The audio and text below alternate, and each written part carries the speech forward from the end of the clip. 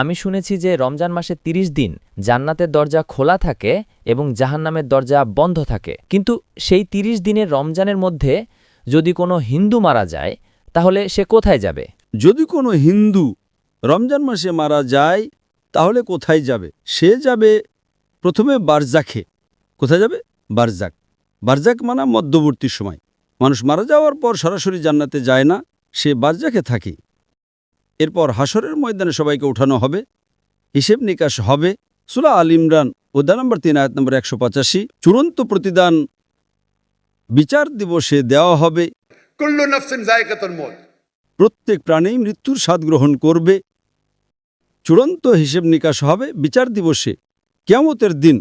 আর যে ব্যক্তি জাহান্নামের আগুন থেকে বেঁচে যাবে এবং জান্নাতে যাবে, সেই এই দুনিয়াতে সফলতা লাভ করবে। এটি কোরআনের আয়াত। চূড়ান্ত হিসেব নিকাশ কবে হবে? বিচার দিবসে, এখানে নয়। তো রমজানে যদি জাহান্নাম বন্ধ থাকে, সে যাবে বারজাখে। রমজানের পর তো জাহান্নাম খুলবেই, তাই না?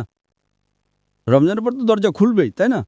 হ্যাঁ, খুলবে। তো যদি সে শিরক করে থাকে, আল্লাহ ও তার রাসূলের কথা না মেনে থাকে, তাহলে সে বারজাকে শাস্তি পাবে। জান্নাতের দরজা খোলা থাকবে, জাহান্নামের দরজাও খুলে যাবে। খুলে গেলে যখন সময় আসবে তখন সে জাহান্নামে যাবে। একদম। আশা করি উত্তরটা পেয়েছেন।